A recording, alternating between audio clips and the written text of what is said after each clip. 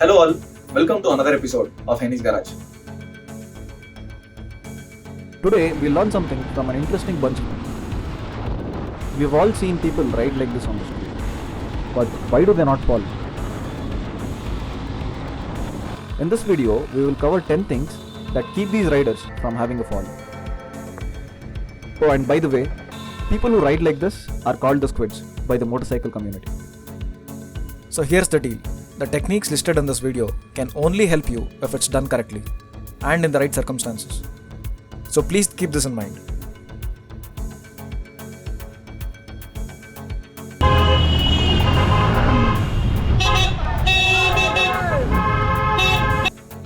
Stay on top of the bike in tight corners and at lower speeds.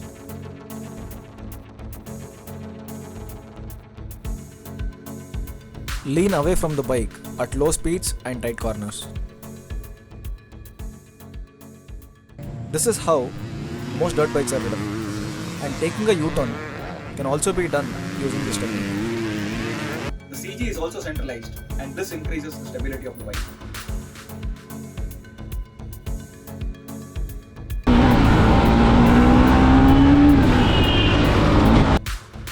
The bike is more stable when you're on the throttle. It is always difficult to balance the bike when you're riding slow. But as soon as you start building speeds, you will find that the bike is a lot more stable. All two-wheelers are unstable at lower speeds and become stable with increasing speeds.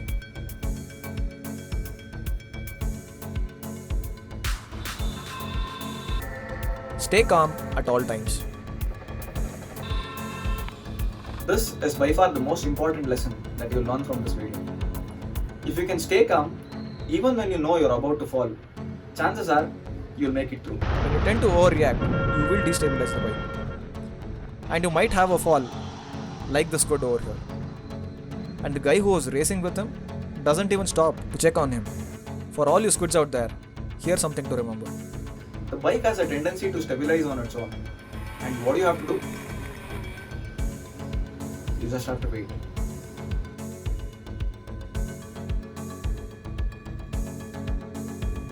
Overcome the fear of falling. The reason why squids don't fall, even when they do all these crazy stuff, is because they don't imagine themselves to have a fall. In their word, they are the Rossi and Marquez on the street. Well, that's what they think. So clear your thoughts and overcome the fear of falling. Think of yourself as the next Marc Marquez.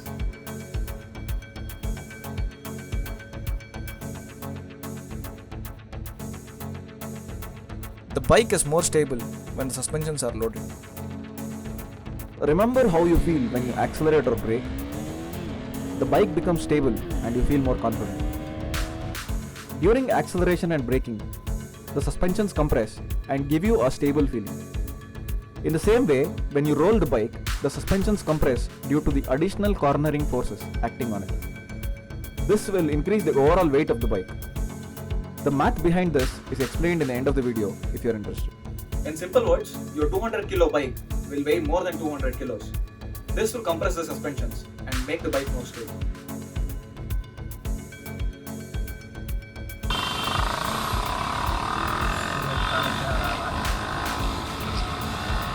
Throttle helps change direction better.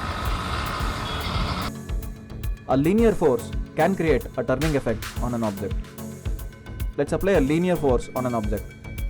It moves straight. See how I am applying a linear force on this fidget spinner and it is turning instead of moving straight. This is because it is pivoted about the center. In the same way, a bike is pivoted about its CG. When you lean into a corner, the CG shifts to the inside of the corner. The acceleration force of the bike tends to turn the bike more towards the corner. The effect is same as what we saw with the fidget spinner.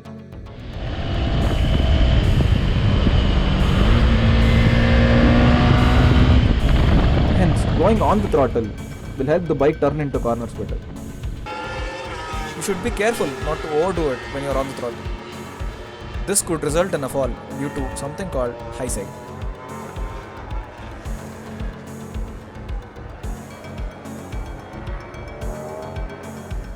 What is high side and how does it occur is a topic for a different video. If you're interested to know about that, leave a comment below.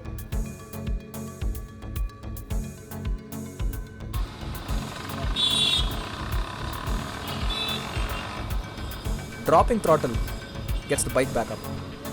This is the opposite of what happens when you go on the throttle. The engine braking can get the bike back up.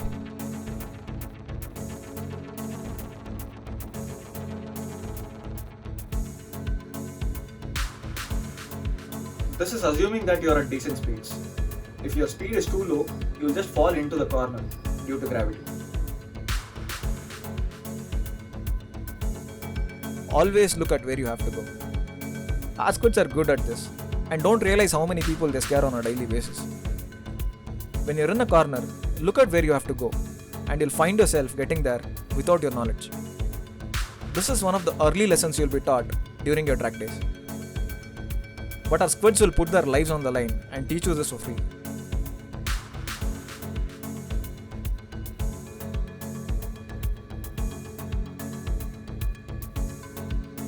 Use the rear wheel to reduce the turning radius. This is especially useful in tight corners. Consider this ideal corner.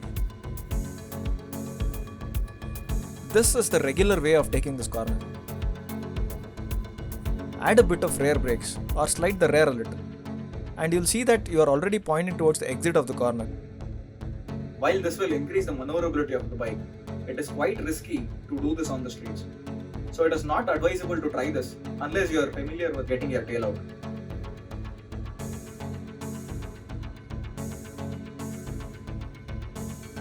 Steering feedback increases with lean angles. What is steering feedback?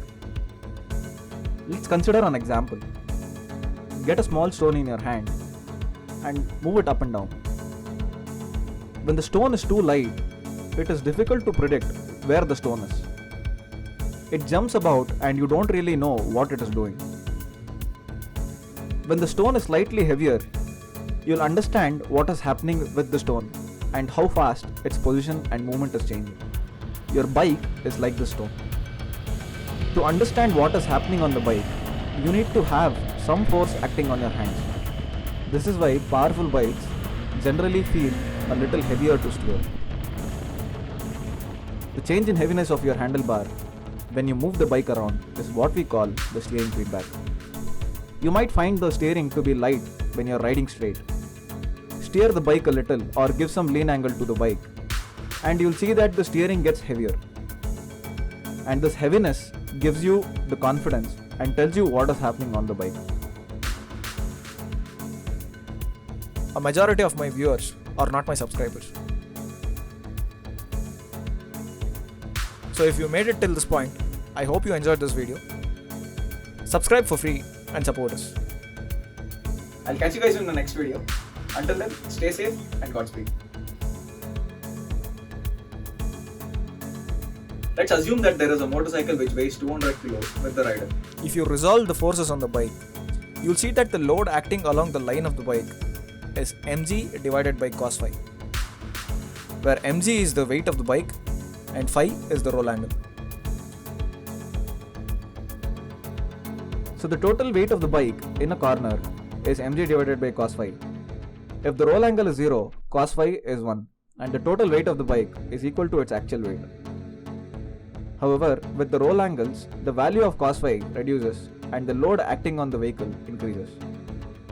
In simple words, your 200 kilo bike will weigh more than 200 kilos. This will compress the suspensions and make the bike more stable.